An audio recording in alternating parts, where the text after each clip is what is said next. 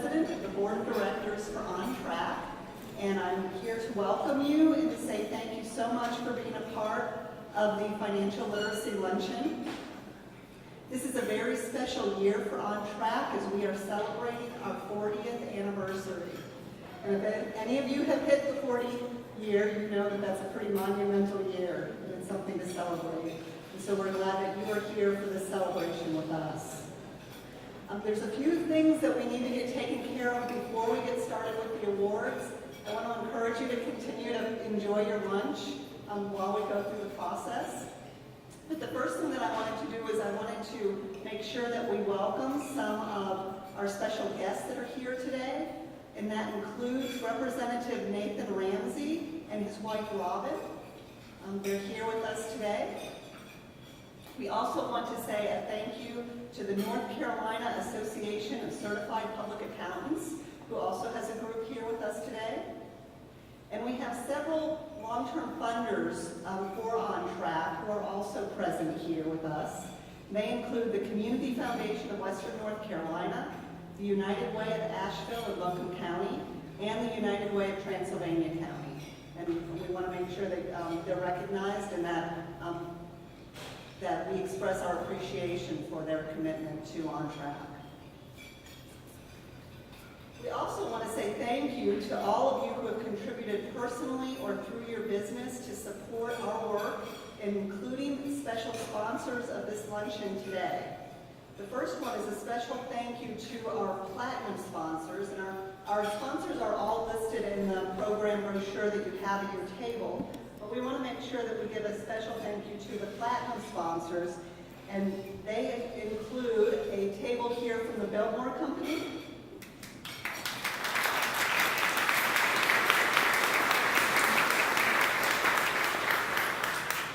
and then also a table for Stark's Financial Group as well.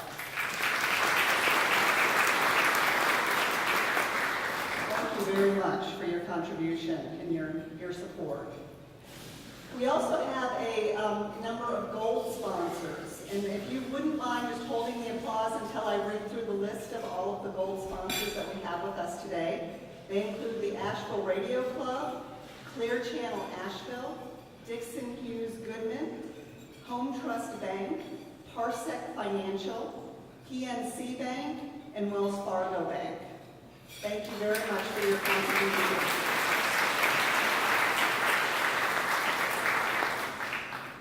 And again, those are listed in our program brochure, with also our silver, bronze, and the Friends of the Financial Literacy Luncheon can all be found within that program.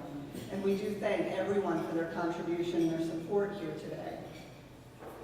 I know that you will be pleased to hear that the Financial Literacy Luncheon has been a financial success also. We were able to, with your support, our tickets and sponsors were able to raise $33,235 today.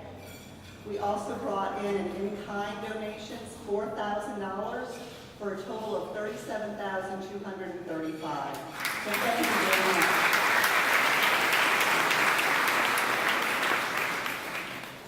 We also want to take the time to make sure that we recognize the staff of Ontrack of Western North Carolina, the wonderful counselors, educators, client services, and administrative staff members. If you would all please stand for us.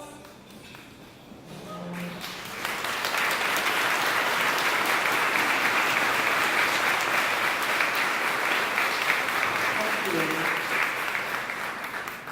The Ontrack staff is a group of very caring professionals who help every day with things like foreclosure prevention, budgeting, debt management, home ownership, and so much more to help improve the lives of the people in Western North Carolina. So thank you very much. I also want to ask for all of the Ontrack board members, if you would please be willing to stand right now.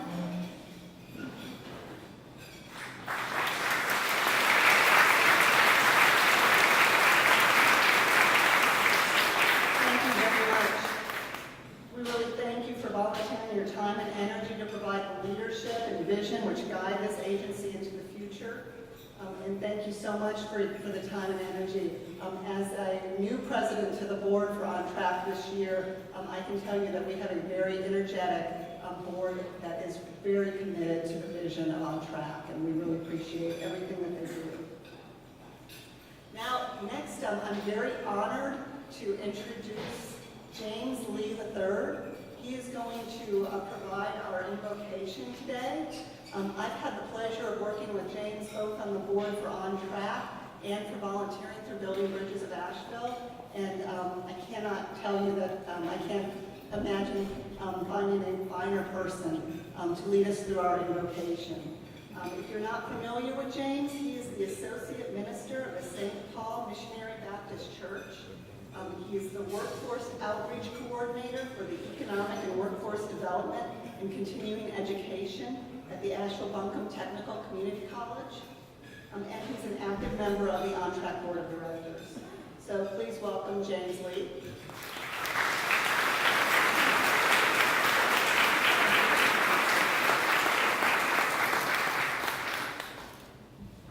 Will you pray with me?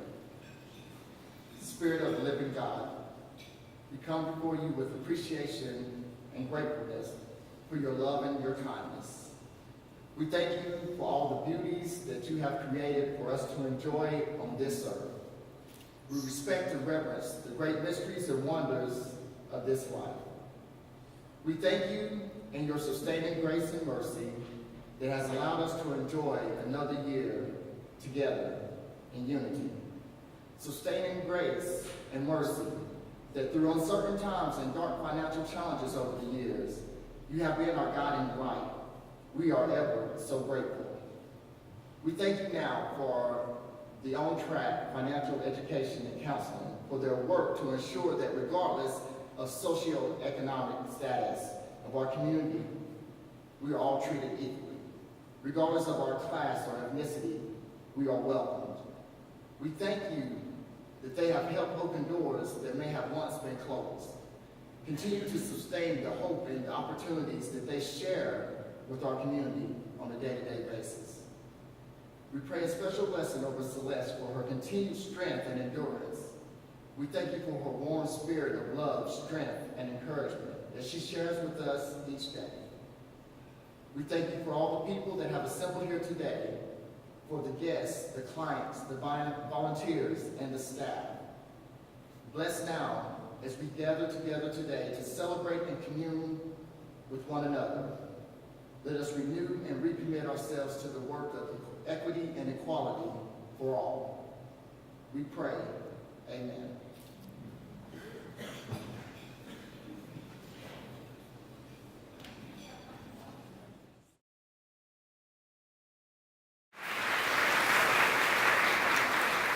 Thank you again to the wonderful sponsors. I also want to tell y'all that Victor Moore in the last year has celebrated his 15-year anniversary with the agency. So yay, Victor, our Director of Counseling. And I have to say a big, huge shout out and thank you to Pro 16 Productions. Andre Darty, his wife Christina Carter Darty is on our staff. They're handling video and photography for us today. And this is the first time we've had an opportunity to have a video of luncheon. So yay, Andre and Christina.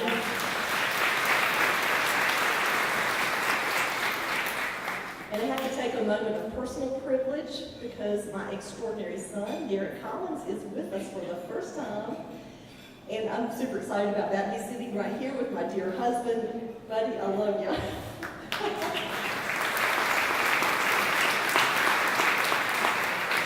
Okay, folks, this year is a mega celebration. We are 40 years old. We jazz things up a bit, so you'll feel special because you have been our partners all along this amazing journey. Your table jazz includes a plate full of birthday cakes, and you're welcome to eat those before you leave or take one with you. You also have the super cool placemat that's your party favorite from today's event, and so be sure to take that with you so you can remember this 40th birthday celebration.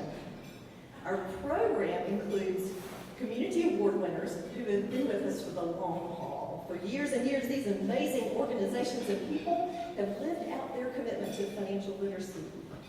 Western Carolina Community Action, the United Way of Transylvania County, Randall Barnett, and Dawn Starks are our award winners. And you'll hear more about them later, but I want to say a big thank you to them for being our partners for all these years.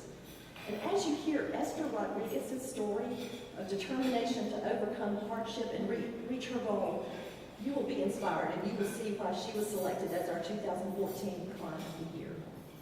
And our program includes a present to you, the opportunity to hear 3 incredibly talented local spoken word poets. We will introduce the poets as they perform, but right now I want to recognize their amazing coach, Heidi Freeman. She is a phenomenal teacher at Asheville High School. Heidi, please stand.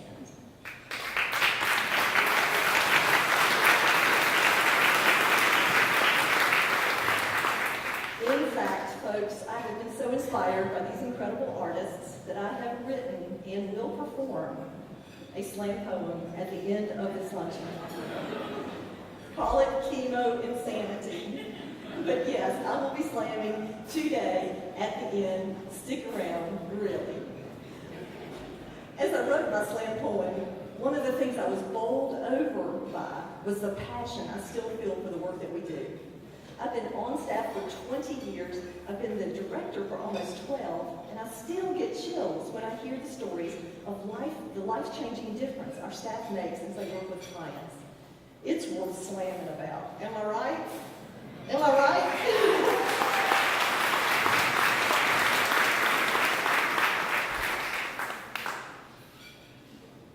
Am I? What?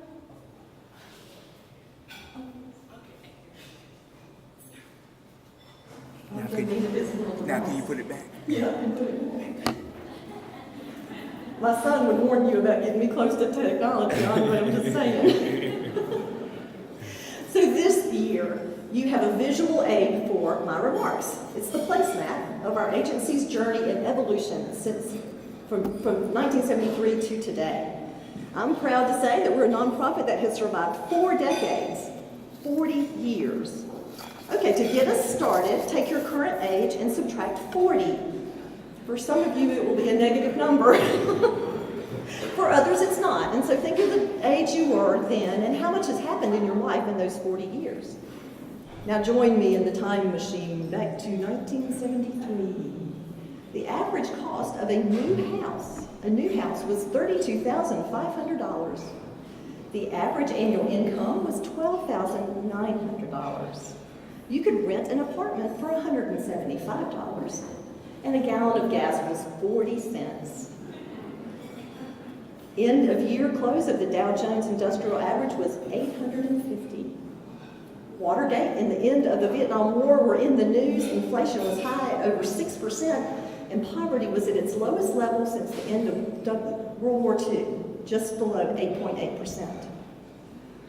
Into this year, into 1973, our agency was born, incorporated on August 24th, 1973, as Consumer Credit Counseling Service of Western North Carolina Incorporated. Really jazzy name, right? The Merchants Association and the Better Business Bureau were instrumental in our beginning because people were struggling to make their debt payments, and it was impacting local businesses. You'll see our map starts with a guy with the IOUs tumbling down on his head, and credit cards with scissors cutting credit cards real close by. Y'all know that we've done plastic surgery without a medical license for a really long time, cutting up credit cards. The United Way was an early partner, and within a decade we were accredited by HUD to provide housing counseling, and in the mid-1990s we began our youth financial literacy programs. We were accredited by the Council on Accreditation, and we expanded our reach with local satellite counseling offices in donated space throughout the region. As funding shifted over the years, we've had to close some of those counseling offices. Through our Debt Stress campaign, we increased awareness of our services that help people who were overwhelmed with credit card debt. That branded us as an agency to go to in times of credit crisis.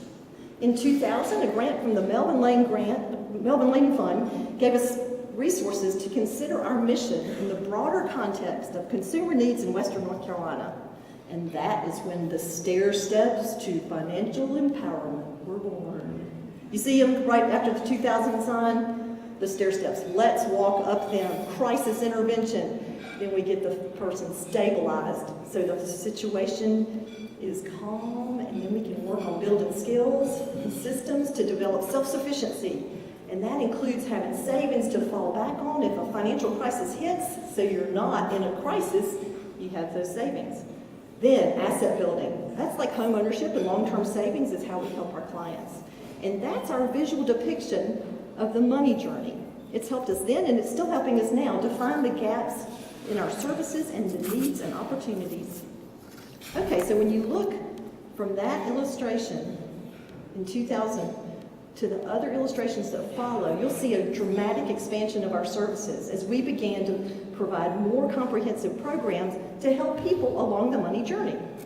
So we began to help people understand and rebuild their credit through the NAACP Credit Awareness Project. We expanded our services to Cherokee through the Koala Financial Freedom Project. We used the Money Matters radio show to provide weekly financial education. The WNC Saves program encouraged building savings and getting out of debt. Our home buyer education program launched our specific focus on helping people build assets through home ownership. And that program has grown into a vibrant match savings program with Mission Help, the Biltmore Company, the YWCA, and our community-wide home run program. Then we started providing free taxes in 2007, and through this year's tax season, our tax project, are y'all ready, has filed, okay, from the time we started to this tax season, 4,400 returns for over $6 million in refunds. Boom! There are several of our volunteers here today, and then Molly Coffey is our lead staff person on that, so thank you all. The Youth Financial Literacy program expanded with Mad City Money for high school freshmen, and Dinosaurus got a makeover thanks to our partners, Asheville Savings Bank. And I'm proud to report that since 2005, we've reached 7,500 students with financial literacy education. Now, educating students is just part of the vibrant education programs that we have. In just the last 5 years, we've delivered 83,000 hours of education classes. And a special thanks to Home Trust for the sponsorship of those adult financial education programs. And thanks to a grant from the Women for Women Giving Circle of the Community Foundation, in 2010 we launched the Women's Financial Empowerment Center, which offers education, counseling, and support customized to meet the unique needs of women. And this program has grown to include an annual Women in Money conference.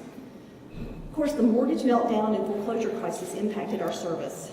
From 2007 through 2013, we helped stabilize housing for over 3,800 families who were facing foreclosure. Pretty amazing. In addition, we have helped 630 Western North Carolina families get over $13 million in mortgage payment assistance through the Foreclosure Prevention Loan Fund. This provides mortgage payment assistance to people who are experiencing a temporary financial hardship while that person searches for a job or retrains for a new career. Think of the relief of knowing you can go to school for a more viable career and not have to worry about your mortgage payment. We have the National Mortgage Settlement to thank for the funding to open our Franklin office, which we did in the fall of 2013. Former banker Todd Duval manages that office for us with the goal of increasing services to the far west rural counties. And we still offer the core service of the debt management program to people who are in credit crisis. Over the last 10 years, our debt management program clients have repaid $29 million in unsecured debt. And that's money that could have potentially been lost to bankruptcy. That's a lot of relief from debt stress, wouldn't you say? Over the years, we've worked to stay strong financially. Our Financial Literacy Luncheon began in 2001 to recognize financial literacy stars, raise awareness, and also raise money. And Alex Comfort is here today. This luncheon was his idea, y'all. Thank you, Alex. In 2008, we began our endowment to provide long-term funding for our programs. And today, we're celebrating our past and looking forward to our future. Building our endowment will make sure that Ontrack is here in the future to help people for years to come. And the last illustration on our journey map is our name, Ontrack Financial Education and Counseling. A lot jazzier than Consumer Credit Counseling Services West North Carolina Incorporated, wouldn't you say? It's at the bottom right, and it's surrounded by happy people. And we adopted that in 2007 because we felt like Ontrack helped communicate the broad range of services we do. As you can see, we have been and continue to be committed to helping people rewrite their financial stories so they can be on track for a bright financial future. It's been an incredible journey from 1973 to today. We hope that you will feel proud that you have been part of this good work as donors, funders, board members, partners, clients, volunteers, staff, and community connections. You have been part of our journey. We might be 40, but we're not over the hill. We're just getting started.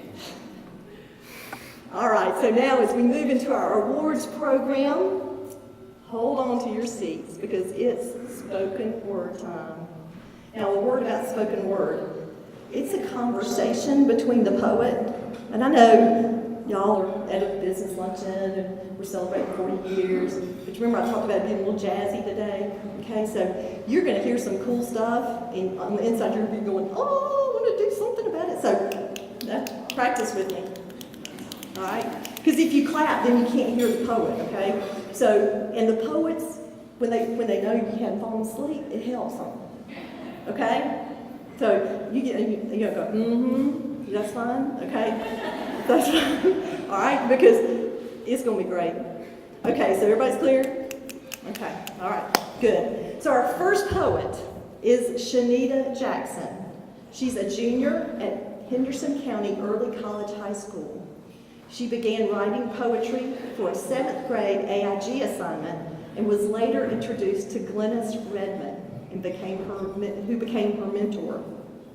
Shanita is a poet storyteller. She often writes poetry as a coping mechanism with hopes that her stories will inspire others to feel less alone in what they may be experiencing. Be prepared to be inspired as Shanita brings us the powerful poem, Red Skinned Potatoes.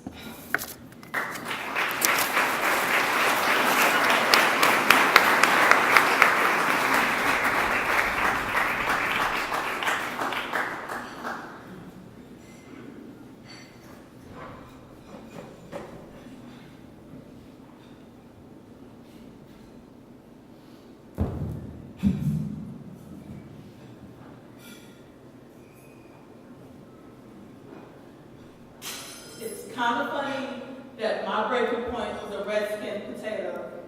See, Mama asked me to peel them for dinner because it was all we had left to offer, and the first stress-flavored tear fell when my knife reached the rotten spot that ruined a big chunk of what little we had.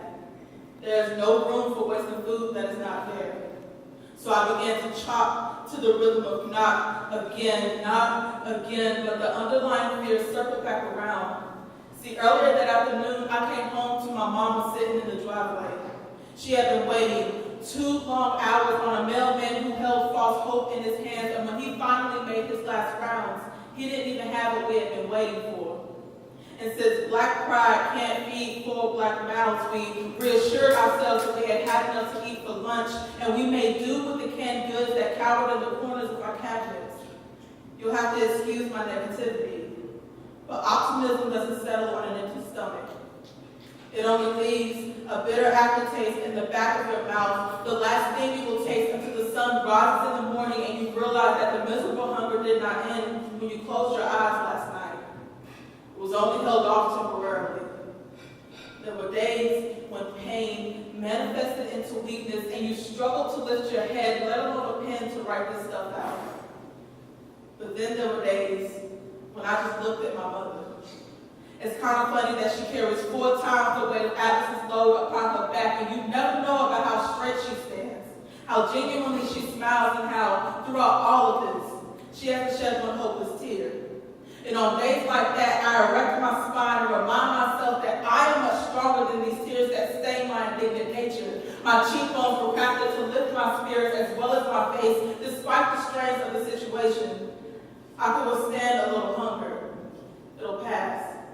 I can withstand a little sadness. It'll pass. I can withstand a little poverty. It'll pass. See, God and my mama raised me to be able to withstand a lot of things because they too will eventually pass, and one day I only pray to be strong enough to convert the weight of this world into red-skinned potatoes and carry them in abundance upon my back. Thank you.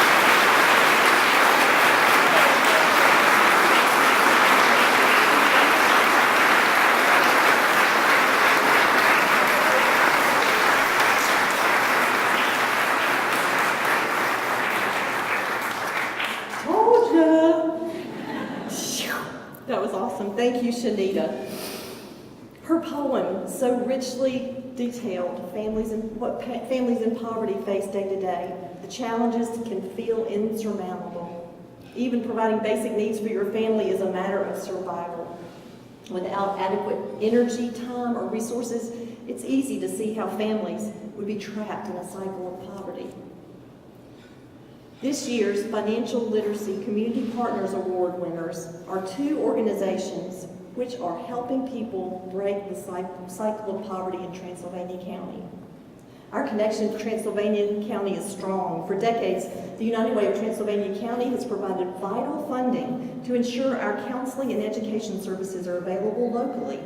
And Western Carolina Community Action has been a great resource for mutual referrals and hosting education classes. The emphasis on collaborative programs began with a shift in the United Way of Transylvania County's funding priorities to focus on projects that harness the synergistic energy of agencies working together to achieve a common goal. The United Way board and staff encouraged effective collaboration in all three focus areas. They recognized to break the cycles of poverty in Transylvania County, it would take a multi-agency, collaborative, long-term approach.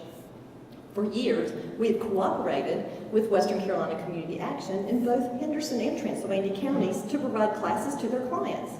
The United Way's Collaborative Projects Initiative gave us the opportunity to work with WCCA and deepen and enhance our services.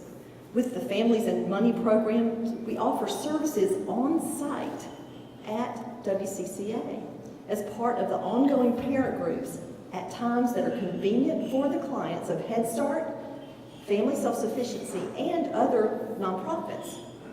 During these classes, participants build a connection with the Ontrack educator, Krista Turner, who also provides on-site appointments for individuals to help them and to follow up. To reach even more families in poverty, WCCA's Community Services Program Director, Sheila Galloway, promotes the classes and counseling to the network of local nonprofits that work with people in poverty. Participation in the classes and counseling expands the resources and supports the client, and the resources and support the clients receive. Knowing that help is available encourages clients to be proactive in facing difficult financial or credit issues. Thanks to WCCA's connection with the local school administration, our Families and Money program includes a school component that's reaching kindergartners in all the elementary schools in the county. The program has been so well received that the school system has agreed to allow Families and Money to be in the middle school and high schools in the coming school year. That's a big deal. The Families and Money program would not have been possible without WCCA's community connections and credibility. And of course, the collaborative vision and funding from the United Way of Transylvania County. Please join me in recognizing Sheila Galloway from Western Carolina Community Action and Steve Pulliam with the United Way of Transylvania County, our 2014 Financial Literacy Community Partners Program.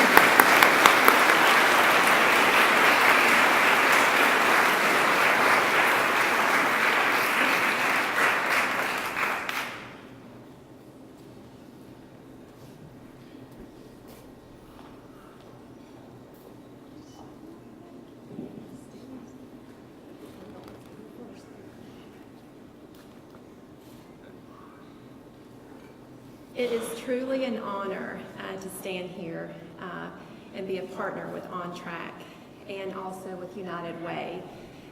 to be a part of changing so many people's lives, from the young to the old. We share a common vision to change lives through financial education, through teaching folks to have a brighter future, and for them to pass that along to their children. And now it's just so exciting to think that we can go into high schools and also pass along this education to the teachers who can pass along to more and more children. I'm so excited for where we have come and where we're going. Just so excited and so blessed. And thank you so much for this award.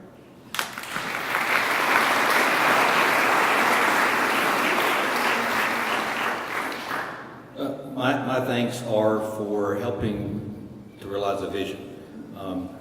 Celeste and I have been talking about financial education since she's been working for Ontrack, and in my 15 years now with United Way. That vision recognized the need. When we in our county developed the 2020 vision, financial education was a big chunk of that, and we didn't have any major focus on it in our community. We introduced that vision in 2010. It's a vision for 2020. And WCCA had already been doing work, Ontrack had been doing work, and we're just so pleased that they both stepped up together to make it a reality, to start producing these great results we're starting to see out of our, particularly out of the school system, but also tying in the parents. So, Ontrack, WCCA, we thank you. You were the one to get the work done, so thank you very much.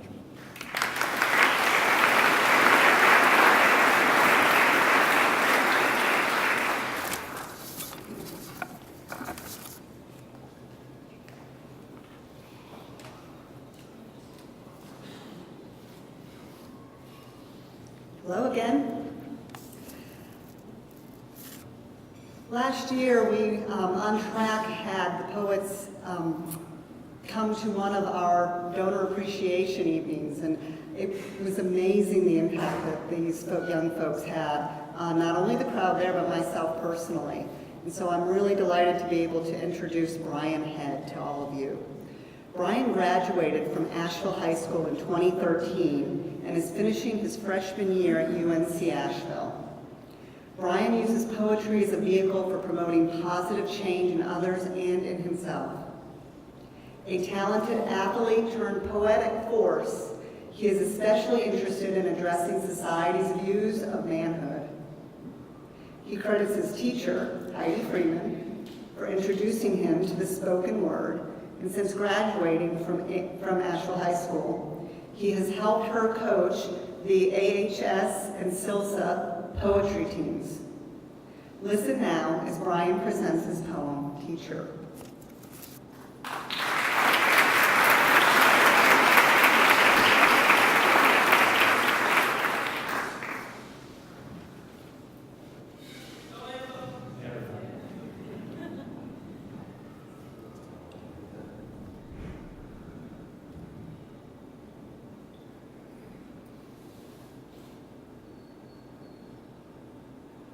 There's a theory among the brilliant philosophers of high school boys and girls that when faced with the question of what do you want to be when you grow up, that the best answer of whatever raising the most cash and success walks hand in hand with the green faces of dead presidents in your pocket like a fifth-day moonlit picnic, that when you're talking about sense in a career, you must be speaking of the copper coins collected in a piggy bank. So I used to hide my aspirations in silence, like a lucky penny behind my teeth. See, they told me that teaching was nothing but a safety net to catch the falling corpses of dead dreams, because there wasn't much profit in it. They asked, Brian, what would you even do if you taught high school? So I told them, I would teach my kids to hold pencils like the stems of daffodils and watch as they pollinate across pieces of paper. I would teach them that paper may be cheap, but the lessons living between the lines could be worth more than diamonds. I would show them how to find diamonds in the rough faces of a bully. I would sit that bully down before his next act of cruelty and just talk to him. Just let him know that it's okay to cry sometimes, that his tears are just a wet fist in his quest to conquer apathy. I would speak of the conquerors of old, how they were vanquished when they got too greedy, and how each one of us needs to remember that. I would make them remember the dates of history. like the birthdays of the present, and how they are the clay we use to sculpt today. I would teach them of carpe diem. You know, seize the day. Grab it in your fingertips and squeeze the sunrise out of it so waking up in the morning goes down that much smoother. I would help a young man like me see the sunrise within himself. Like it's August 2011 and he's strutting in the first day of class wearing a smirk that spoke swagger but eyes that screamed the opposite. I would open those eyes. I would help him see the opposites of poet and athlete not only attract, but sometimes they'll dance.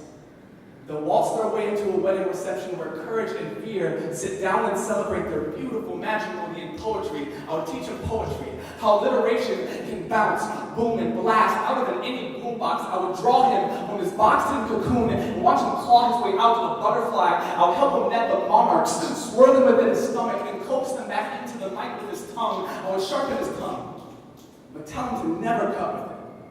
That it's a sculpting tool used to lay down hope like the bricks of St. Peter's. I would teach him to stand taller than any cathedral, and when he's on stage, he shines brighter than the pearly gates. I'll help him open the pearly gates in his smiles on those days he feels closed off from the clouds, and God's touch seems so damn far away. I'll make him hug mirrors until he finally learned to love himself. I'll educate the stars back into his skin, the wind back into his lungs is proof that there is still so much sky in his breath that each breeze that falls from his lips just kisses the ground and makes it that much softer for the next person walking by. That he is the beauty found in the turning of a page. They asked, where was the prophet in teaching? I told them, you're looking at him. Thank you guys so much.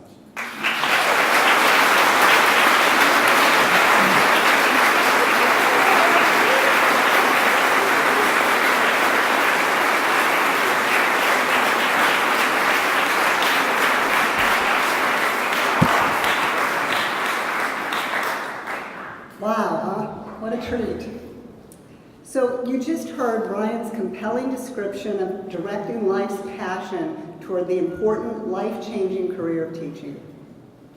Passion helps us choose how we'll spend our time, energy, and resources, how we will invest our lives. Volunteers invest their lives in causes and activities that they believe in.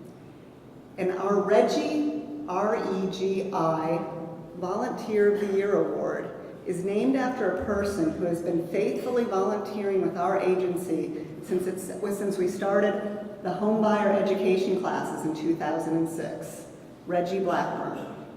We're fortunate to have Reggie here with us today. Reggie, would you please stand?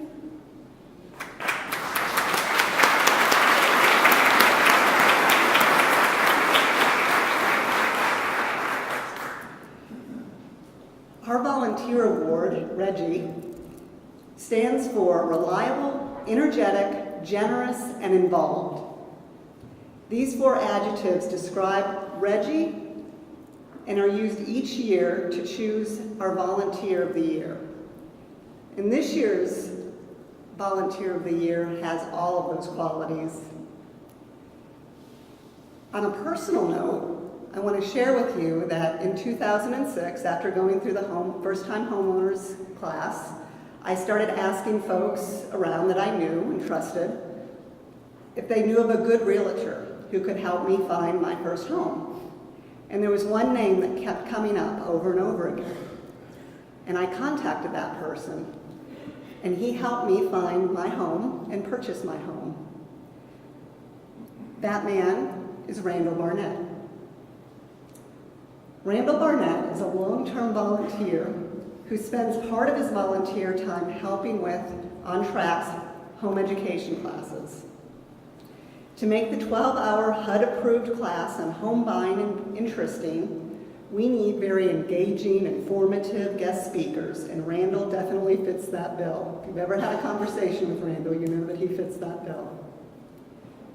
Through his dynamic and helpful presentations, Randall helps first-time home buyers decode the mystery of working with realtors and move toward their dream of homeownership. In addition, Randall's passion for educating potential homeowners has led him to take the training and exam to become a certified housing counselor, organize and promote the community-wide affordable housing fairs, create homebuyer education coupons to encourage other realtors to refer clients to our class, and to make financial contribution to Ontrack of Western North Carolina in honor of each of his low-income clients who successfully buys a house. Randall's commitment to our work doesn't just stop with homebuyer education. For years, he has helped with Mad City Money, Ontrack's interactive financial literacy program for high school freshmen. As a volunteer merchant in that program, Randall enthusiastically embraces the task of using clever marketing messages and subtle pressure to encourage students to overspend as they make their way through Mad City Money. His investment of time and energy helps students learn valuable lessons about the perils of consumerism and develop money skills for a successful future. Over the years, Randall's creativity and caring have touched the lives of many people throughout the wide variety of community service. Today, we are proud to recognize Randall and his years of volunteer service with Ontrack Education and Counseling, as he is the recipient of the Reggie Award for this year. Randall, will you please come up?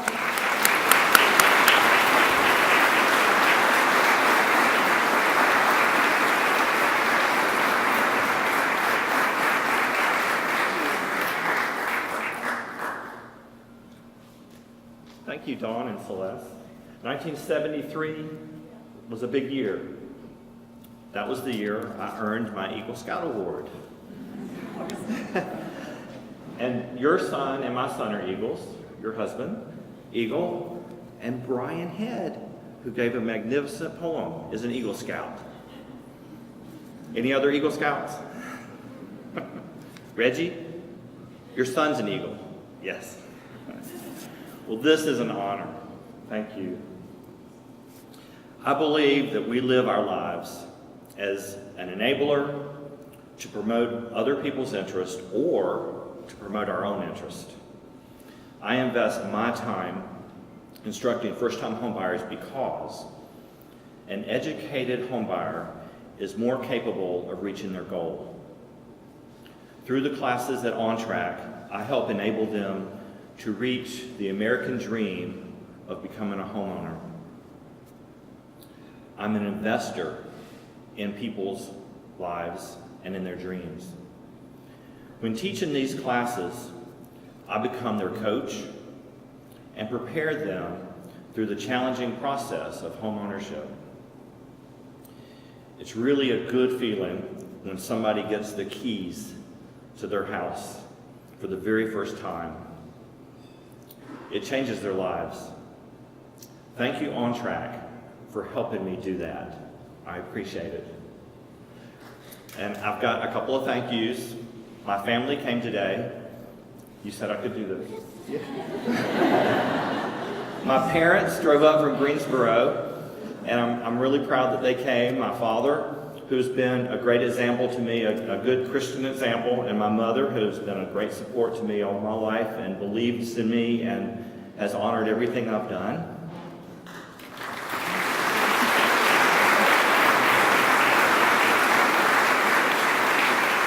And both of my children have come. My daughter just finished college, and my son just drove from ASU and came straight here from ASU to be here. And I'm very proud of them. They've grown up to be very mature people. Valerie and Cameron, Eagle Scout Cameron.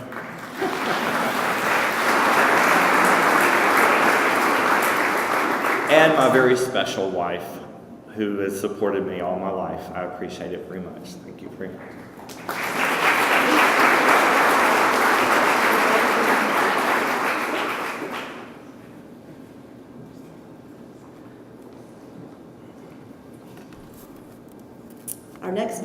Our next poet is Brooke Paley. She's a senior at Asheville High School and will be attending Appalachian State next year. Brooke uses spoken word to improve her writing and herself as a person. She's interested in spoken word as a way to connect with the community through art. Brooke pushes herself to connect personal experiences to universal ideas in pieces like the one you're about to hear, Museums.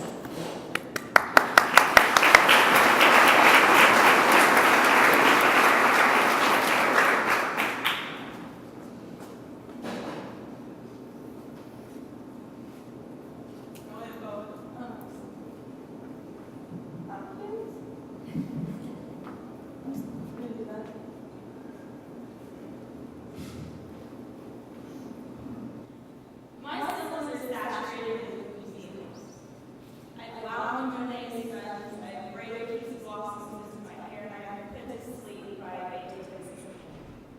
My heart is tied up in Holocaust victim shoelaces, the inside of my skull is wallpaper thick with Civil War battle pins. My shoes have seen more museum floors and senses of hurt I walk by on.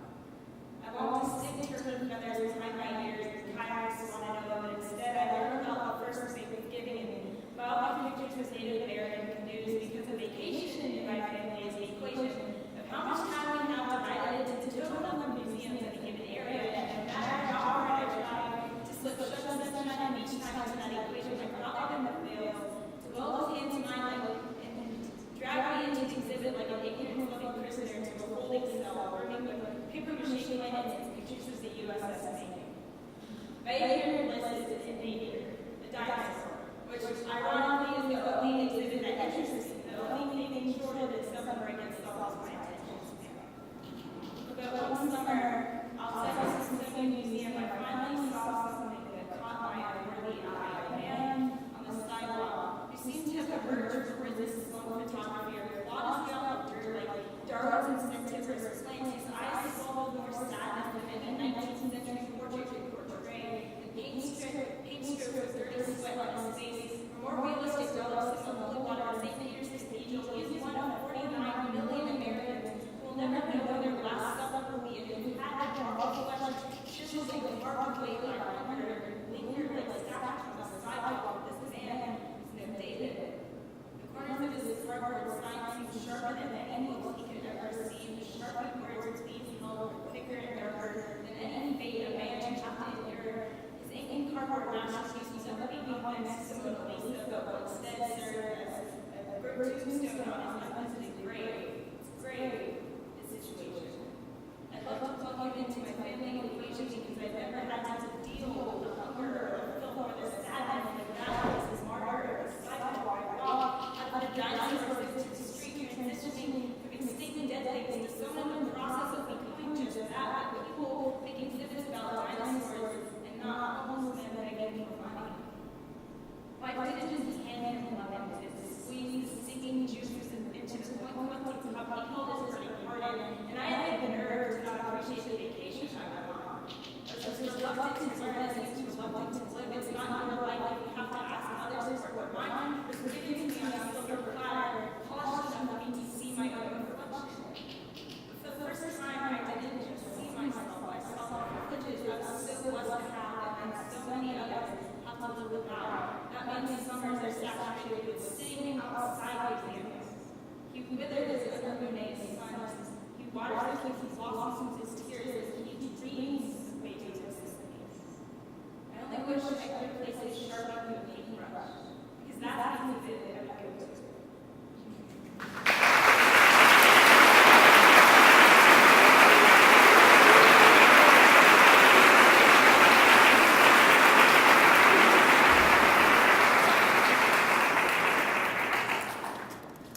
Brooke's masterful poem describes the tension that exists when comfort and plenty and privilege confront need, lack, and oppression. We see in the media and politics and even in our professional circles countless examples of selfish blindness to inequality and injustice. We also see shining examples of people who have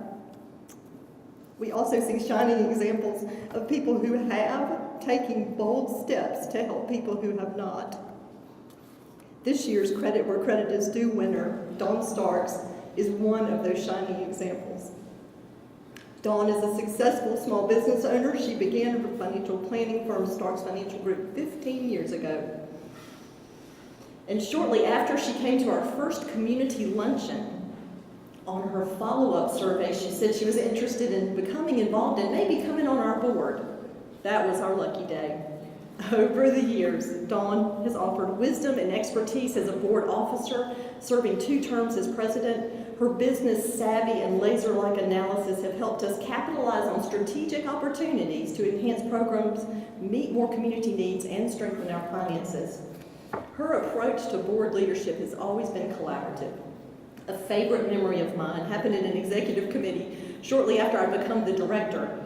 I was super stressed out because I wanted to be ready, capable, and competent. I wanted the committee to be glad that they had chosen me as executive director. And we were meeting and talking, and the discussion ground to a halt, and I was embarrassed that I didn't have the answer. And Dawn said to me, "You don't have to have all the answers. If you did, you wouldn't need us." Ah, what a relief. What a thing of beauty to work with a volunteer board member who was so collaborative and interested in partnering with me along the journey.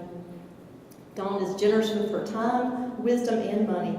For years, Starks Financial Group has been a leading sponsor of this luncheon, the Women's Financial Empowerment Center, the Women in Money Conference, and a major contributor to our endowment fund, which now exceeds $115,000. As a volunteer guest speaker, Dawn has reached people beyond her current and potential clients, including the new Retiramentality workshop that she created and taught through our Women's Financial Empowerment Center. In addition, Dawn's Girl Scout connection with her daughter Rowan has helped us expand our youth financial literacy programs and outreach to children. Over the years, we have found Dawn to be a champion who dedicated her life to helping people gain knowledge, take charge of their financial well-being, and realize financial empowerment. We are deeply grateful that all those years ago, our mission resonated with Dawn, and that we have had the great good pleasure of working alongside her. As we celebrate our 40th anniversary, it is incredibly appropriate that this year's Credit Where Credit Is Due award winner is a woman who has invested herself in our past, in our present, and our future. Vicki Banks is joining me now and representing Biltmore to help us present the Credit Where Credit Is Due award to Dawn.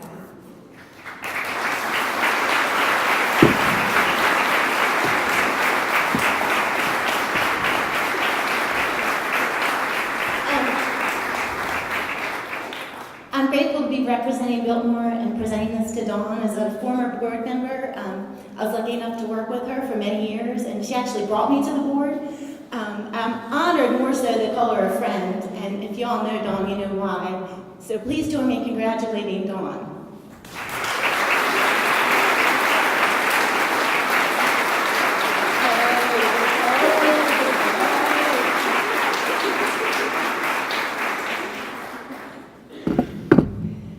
Y'all really must be sick of me.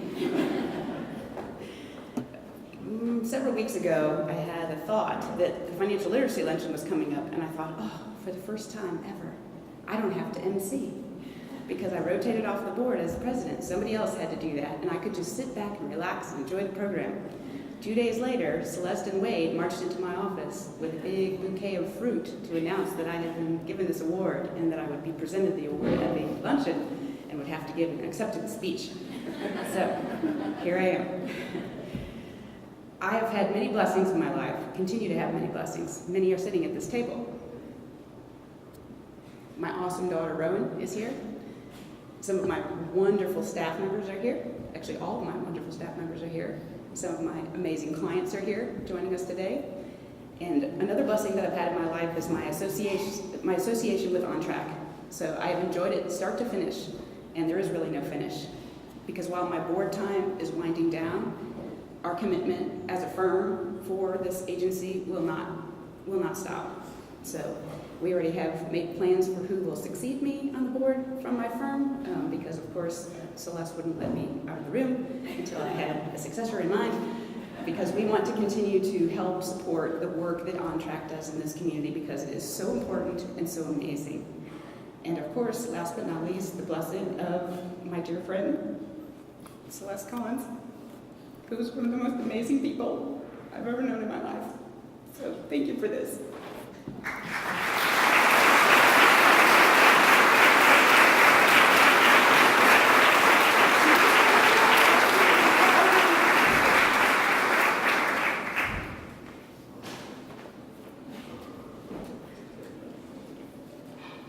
I hope somebody brought tissues.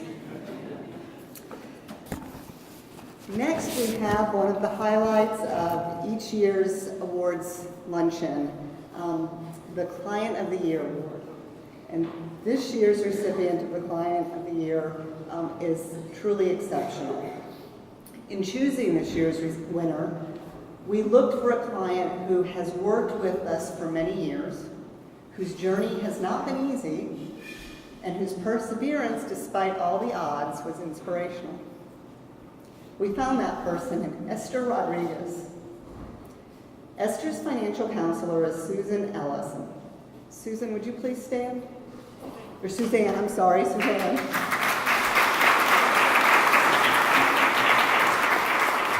In 2011, Esther's marriage ended in divorce, and she found herself solely responsible for herself and her youngest daughter. To compound the hardship, Esther's credit had been compromised with over $40,000 in credit card debt, and pressing charges was just not an option in this situation. In her job at Buncombe County Health and Human Services, Esther has been referring clients to Ontrack for years, and she knew that she could turn to us to help her in her time of need. She worked with her financial counselor, Suzanne, to evaluate her situation, explore options, and to create a budget. After careful consideration, Esther determined that Chapter 7 was the only way to deal with the debt. On the heels of bankruptcy, it felt like Esther's long-term goal of homeownership was just out of reach. But Esther did not give up. She embraced every opportunity to learn and improve her situation. She took classes at Ontrack, had her taxes done at Ontrack, revised her budget, consulted with Suzanne when she needed to, and she continually checked her credit score. Slowly, her credit score started to improve. After 2 years of careful attention and hard work, Esther's credit score reached a 716, and her dream of homeownership was in sight. She was ready for the homebuyer education class, and in the class she learned about affordability, choosing a mortgage, and working with various professionals to find the perfect home. Esther capitalized on what she learned and worked with the USDA and has been pre-approved for a mortgage.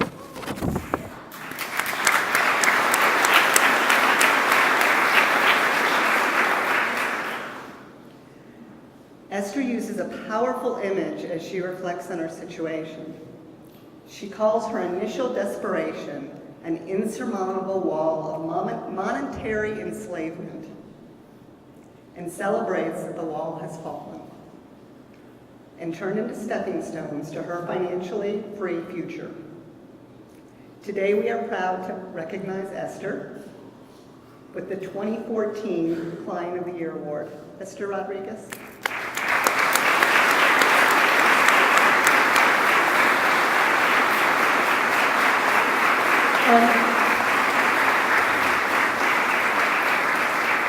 Dave Laurel is representing our platinum sponsor, Starks Financial Group, and will present the award to Esther. Wow, what a story. On behalf of Starks Financial Group, I am honored and it's my great pleasure to present you the 2014 Client of the Year Award and a check for $250. And please join me in congratulating Esther Rodriguez.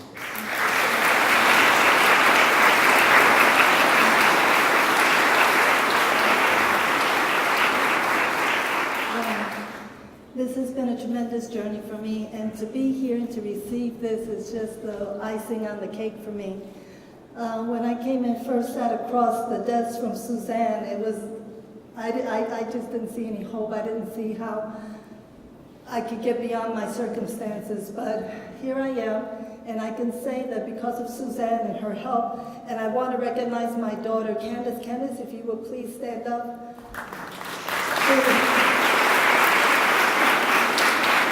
That is my greatest treasure, who gave me support and encouragement and always said, Mama, we're going to make it. And here I stand before you, that I no longer, because of the help and the education I received from Suzanne and this wonderful organization, I'm no longer living paycheck to paycheck, but dream to dream. Because,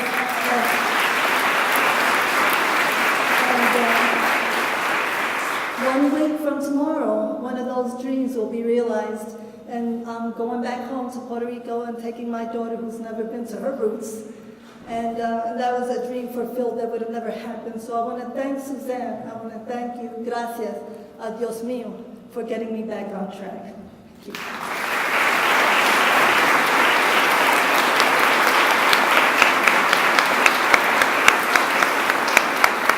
What an inspiring story. Thank you so much, Esther, and thank you, Suzanne, for the great work that you've done. All right, we're about to round out our program. I need a quick wardrobe change. Because you can't slam in an Easter bonnet, can you?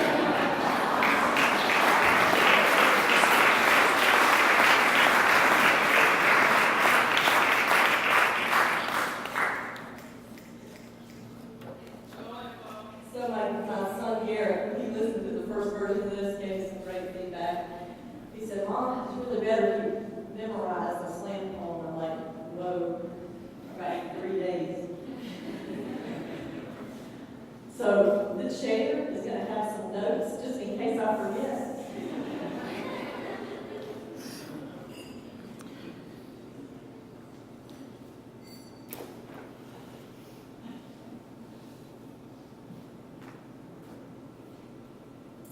Money.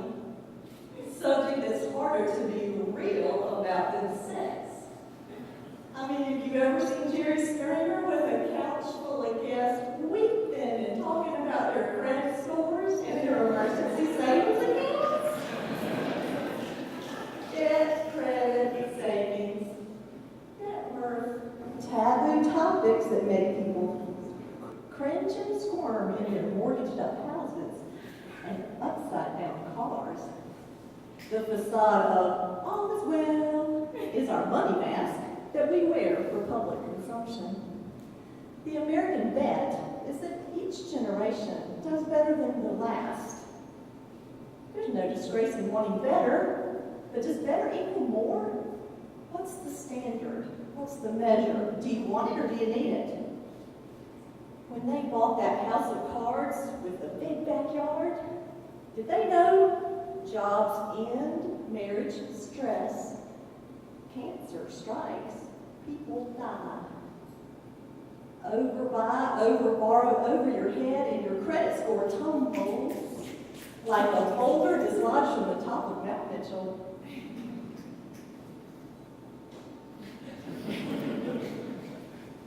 Creditors are calling like more than the Joneses you mortgaged your future to keep up with. Answering machine again. Oh well, who has time for friends? Caught in the rat race, the fast pace, keep up, get ahead. Marketing's menacing message of more. If you only have this, if you only own that. Can you still see the Joneses? Is that their taillights going around the corner? Moving on up, moving on out, moving on, bigger house, faster car, better schools. But what's the cost? If you saw their balance sheet, you might see rising debt, expenses not met, not just yet. The American bet that each generation does better than the last.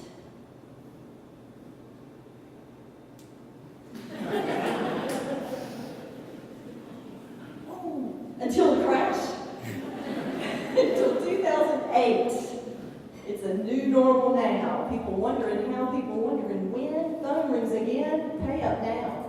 People wondering how? If you don't know better, you can't do better. Knowledge is power. Not a hand out, but a leg up the stair steps of financial empowerment. Knowledge is power. There's power in knowing. Debt settlement is the death nail in the coffin of your quest for credit success. There's power in knowing payday lenders are the crack cocaine dealers of consumer finance. There's power in knowing a budget's not a fairy dust magic wand, but a mighty shield against pressure to overbuy, overborrow, undersave. There's power in brandishing a balance sheet of deferred gratification, of savings, of patience, of dreams. Mama's got a dream of serving up something with those red-skinned potatoes. Something like hope that there's a way up, that there's a way out, that she can be dealt a good hand from the life deck of cards that seems horribly stacked against her.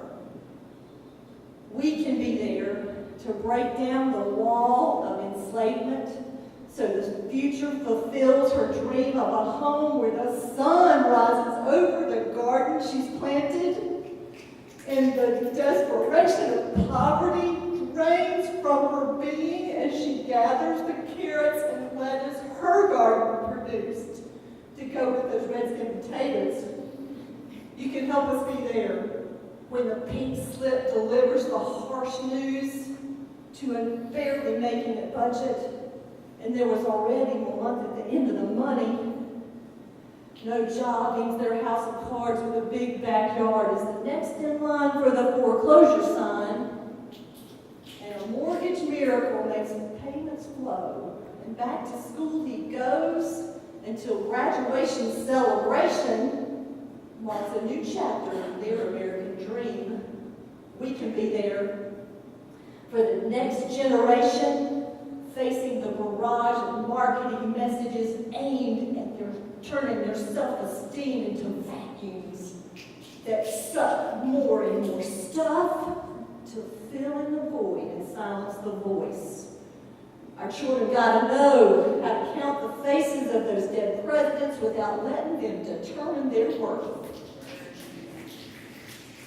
How to walk out of a museum and see dignity under the dank, dingy overcoat.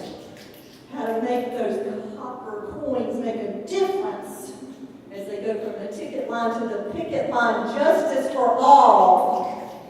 You can help us be there. We're 40. Over the hill, we say, what hill? Just because we're 40 doesn't mean that we're done. You can help us be there. And what about you? You believe in our mission. You come here to listen. Help us be there.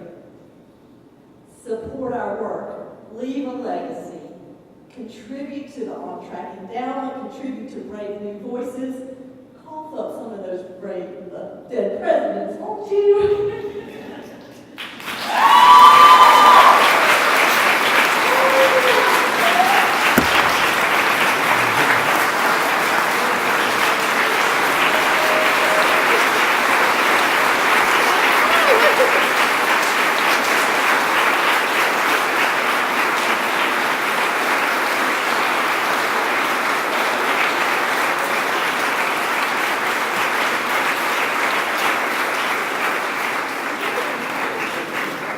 Meanwhile, back to the Financial Literacy Luncheon.